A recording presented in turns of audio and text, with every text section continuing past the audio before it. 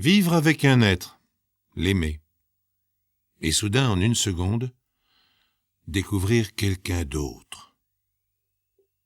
Un tueur.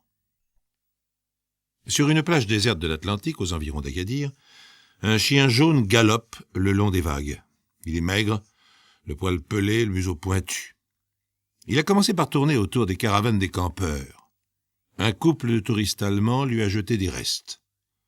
Encouragé par l'aubaine, il est venu renifler la tente voisine. Mais il a été accueilli à coups de pied par le propriétaire. Il vient de filer sans demander son reste. Genaïel, le donneur de coups de pied, est venu ici passer des vacances avec sa compagne Sigrid. Il est tunisien, elle est autrichienne. Il est brun, musclé, elle est pâle et blonde. Ils s'aiment depuis 1 an, sans nuage, depuis leur rencontre à Munich. Sigrid surgit au soleil. « Pourquoi tu fais ça ? Ce n'est qu'un chien.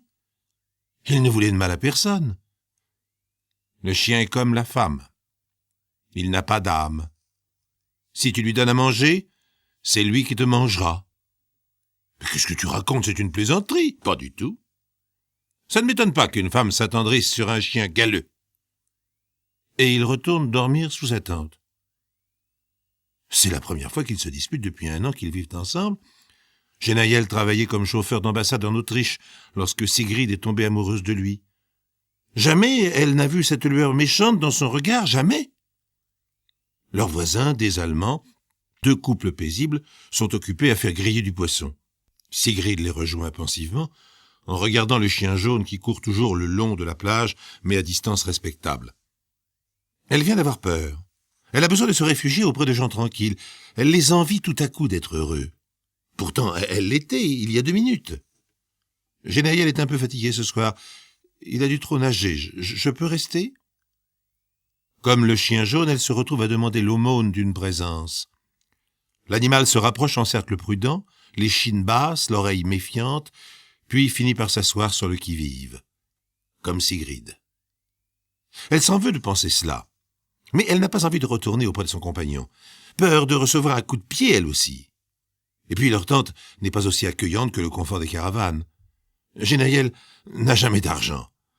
Sigrid a consacré ses économies de vendeuse à l'achat de 2 billets d'avion. Pour le reste, il dispose de 2 matelas de caoutchouc, d'un camping-gaz et de 2 sacs à dos. Les autres sont équipés. Josepha, une jeune institutrice, propose gentiment à Sigrid de dîner avec eux.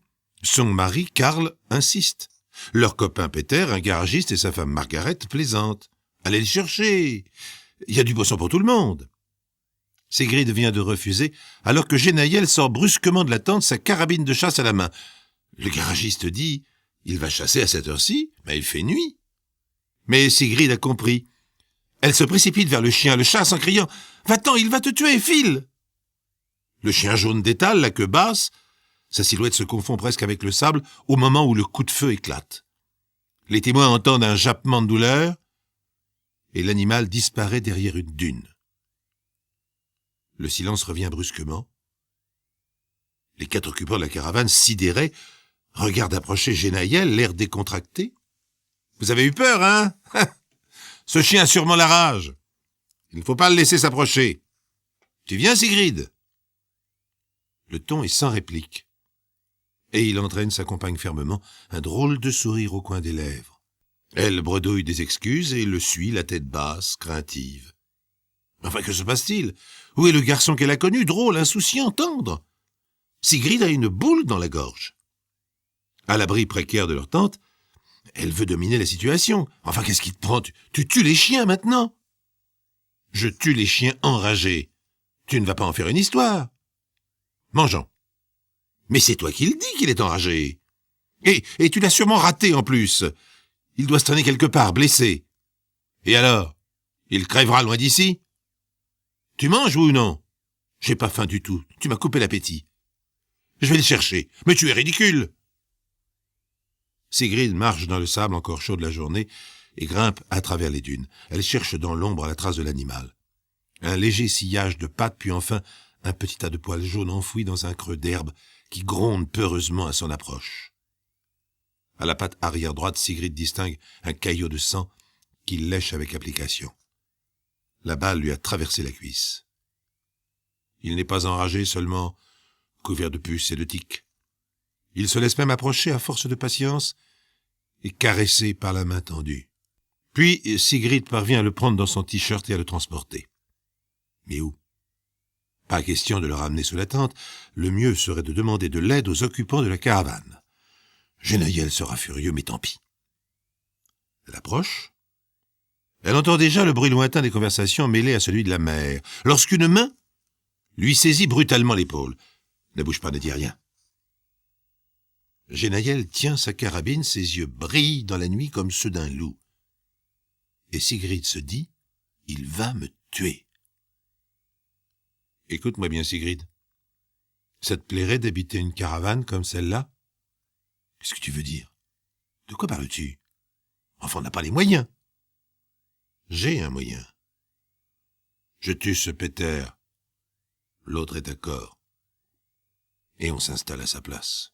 Enfin, tu es fou, arrête cette plaisanterie. Je ne plaisante pas. J'en ai parlé avec le petit instituteur. Non, mais alors tu me prends pour un imbécile? Ils sont amis depuis longtemps. Enfin, j'espère que tu n'as pas raconté des bêtises. Genaïel, qu'est-ce qui te prend? À quoi joues-tu? On ne dit pas des choses pareilles. Et sa femme qui est enceinte.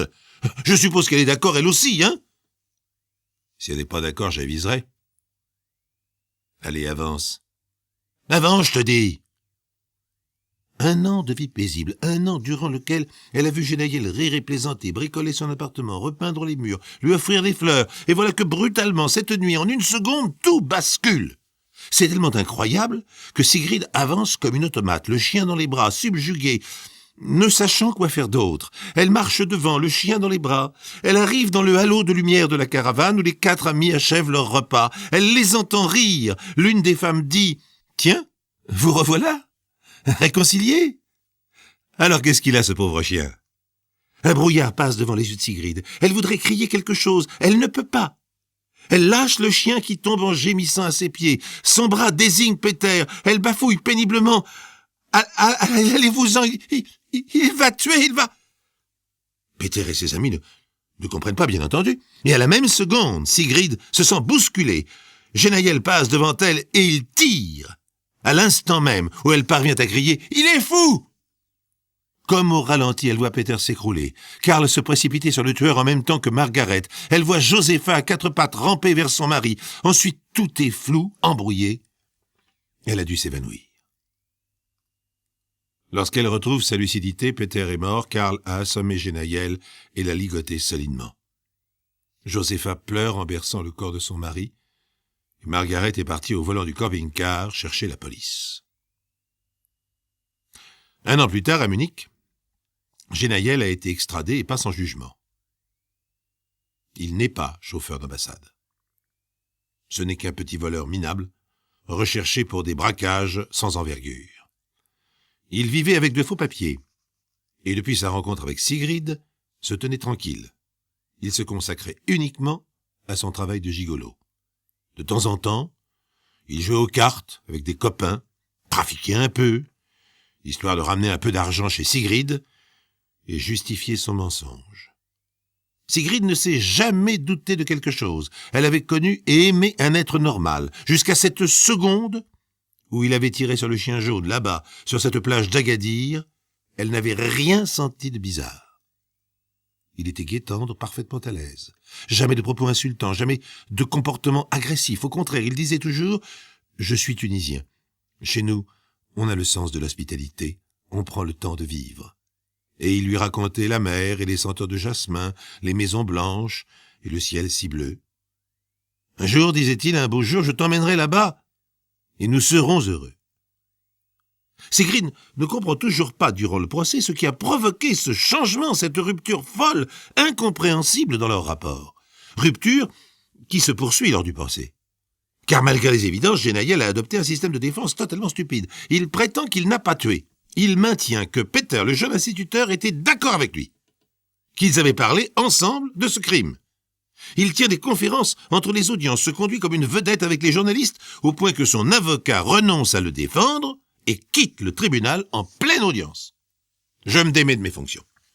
J'ai une opinion divergente et insurmontable avec mon client. Je suis convaincu de sa culpabilité, il ne veut pas le reconnaître, je dois donc me dessaisir de cette affaire. » Et les jours suivants, Genaïel continue de délirer, il accuse maintenant Sigrid de complicité, ainsi que les autres témoins. Il s'agissait pour eux de tuer Peter et de lui faire porter le chapeau. Bien qu'il ait acheté lui-même cette carabine, soi-disant pour chasser. Bien que ses empreintes, et seulement les siennes, aient été retrouvées sur cette arme. Bien que 4 témoins, survivants de la folie meurtrière, le désignent, il hurle qu'il est innocent.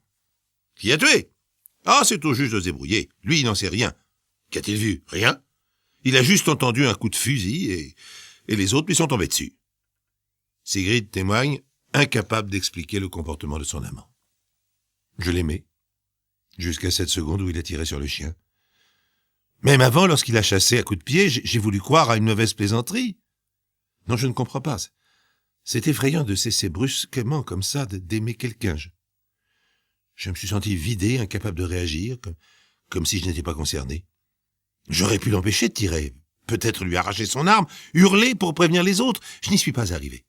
J'étais muette, pétrifiée. Toute la scène se passait dans un autre monde, un cauchemar. Je serrais ce chien contre moi, je me disais, c'est de ma faute. Je n'aurais pas dû ramasser ce chien, c'est de ma faute.